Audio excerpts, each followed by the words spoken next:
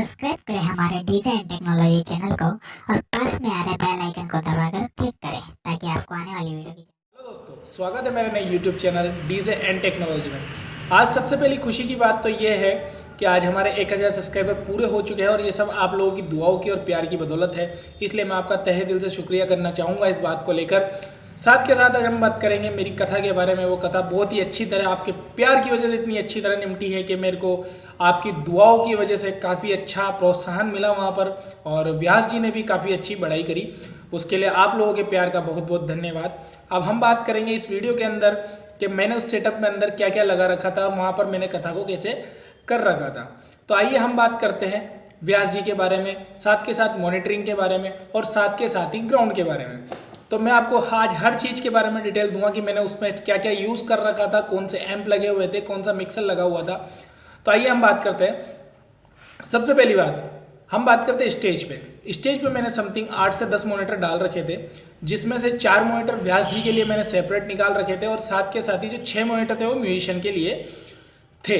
व्यास जी को मैंने 4 monitor separate इसलिए दे रखे थे क्योंकि व्यास जी के मॉनिटर में ओनली व्यास जी का वोकल था, उसके साथ ही हल्की ढोलक, हल्का ऑर्गन, हल्का बैंड जो मैंने उसमें मिक्स करके निकाल रखा था।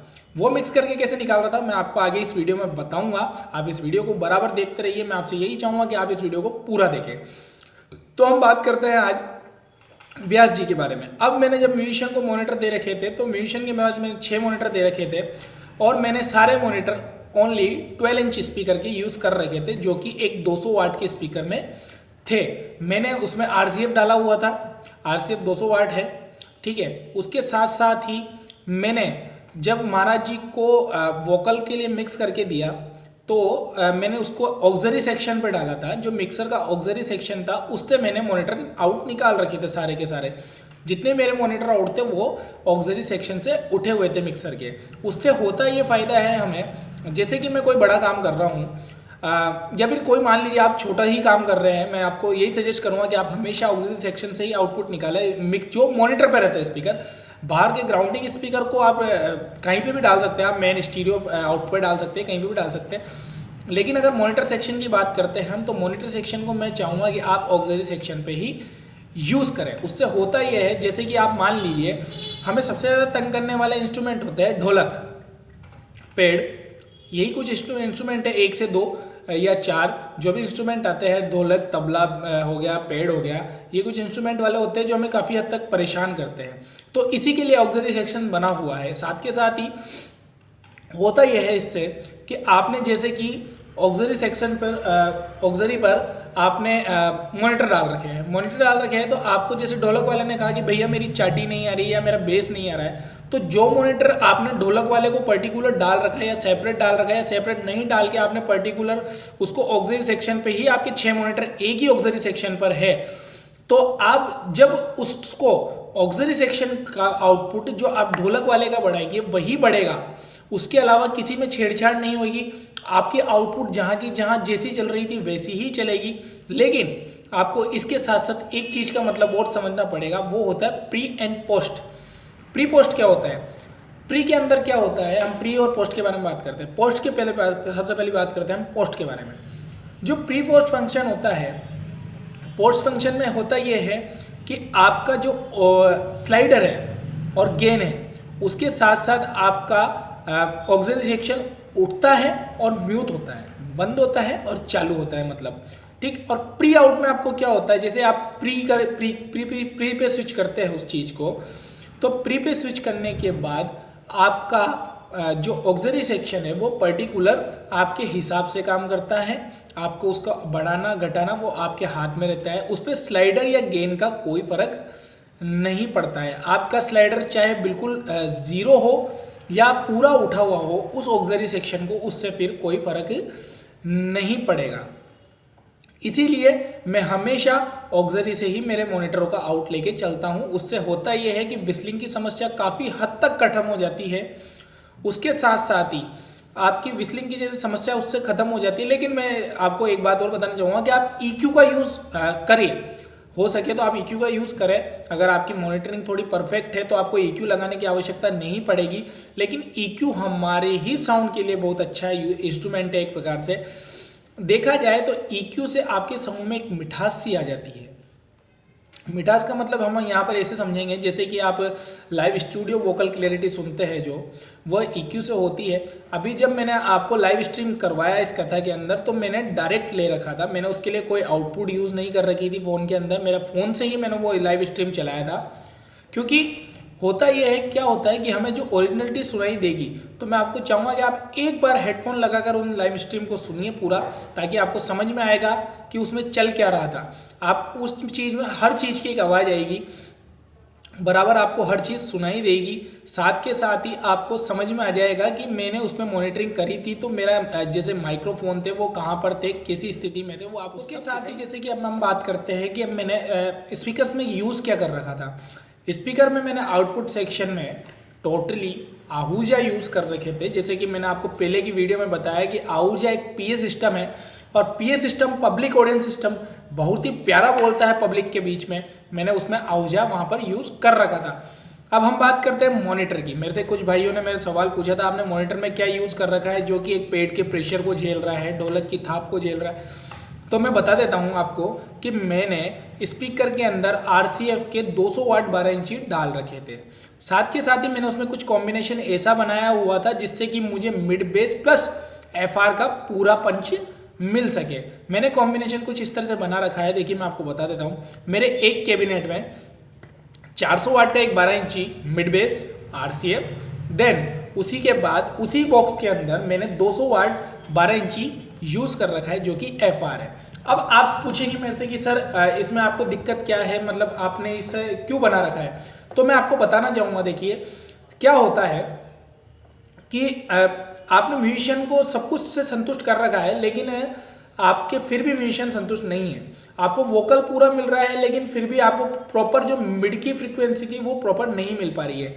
तो मैं आपको उसके बारे में बताता हूँ। अब एक चीज़ देखिए क्या होता है, जैसे कि हम मान लेते हैं एक चीज़ है कि समझ लीजिए आपके पास कोई म्यूजिशियन बैठे हुए हैं, कम से कम 8 से 10 म्यूजिशियन बैठे हुए हैं।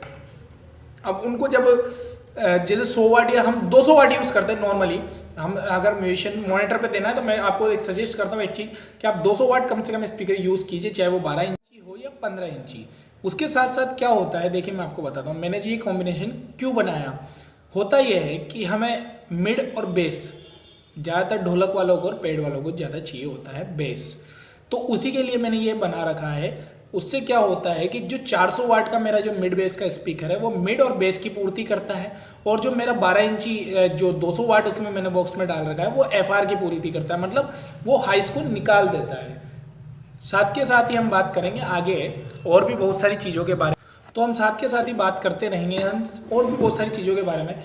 जैसे कि मैंने आपको कथा में लाइव स्ट्रीम करवाने का मतलब मेरा मेन मकसद यही था कि आप लोगों को समझ में आए कि मैंने कैसे क्या यूज़ कर रखा है। तो मैंने आपको एक थ्योरी जो बताई है 400 वाट और 200 वाट की, आप एक बार यूज़ करके देखिए। मैं कह रहा हूँ आपको एक बहुत ही बेहतरीन रिजल्ट मिलेगा।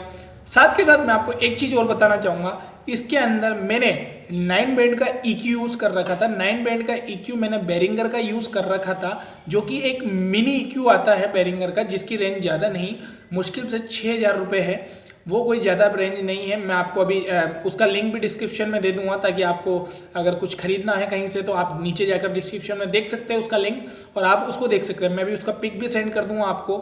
मेरे वीडियो पर जो आप यहाँ ऊपर देख रहे हैं ये वही पिक है जो बेरिंगर का है, जो मैंने मिनी EQ यूज़ करा है वही ये चीज़ है, ठीक है। उसके साथ साथ मैंने इसको EQ को यूज़ करने का मकसद ये था कि एक मीठासपन आने का कारण यही था मेरे साउंड के अंदर, और नॉन विस्लिंग का कारण भी एक मैं कह सकता हूँ कि यही था। एक मॉनिटरिंग आपकी होती है, मैं कहूँगा कि आपकी एक मॉनिटरिंग और एक आपका हाथ, दो एक ऐसी चीज़ें होती है जो GEQ या EQ ये वहाँ पर मायने नहीं रखकर आपका दिमाग ही आपकी हर चीज़ को मायने में रखता है।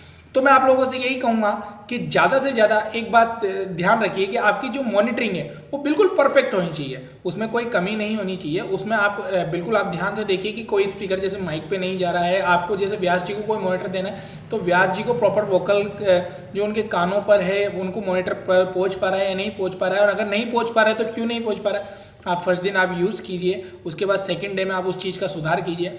मैं कहता हूँ आपका एक काम एक नंबर होगा, मज़ा भी आएगा आप लोगों को काम करने के साथ, और मैं यही चाहूँगा बिल्कुल मैं आपके लिए एक अच्छी से अच्छी चीज़ लाता रहूँगा। हाँ सॉरी, मैं आपको एक चीज़ बताना भूल गया, मैंने व्यास जी के लिए माइक कौन से यूज़ करते हैं। मैंने व्यास जी के लिए आहूजा का 2200 नंबर यूज़ कर रखा था। मैंने आहूजा के 2200 नंबर यूज़ कर रखे थे वहाँ पे महाराज जी के लिए। उसका कारण ये था कि महाराज जी को वोकल एक अच्छा चाहिए था और आहूजा के 2200 नंबर से बेस्ट वोकल जो एक मैं कहूँ कि लो बजट के अंदर नहीं हो सकता है।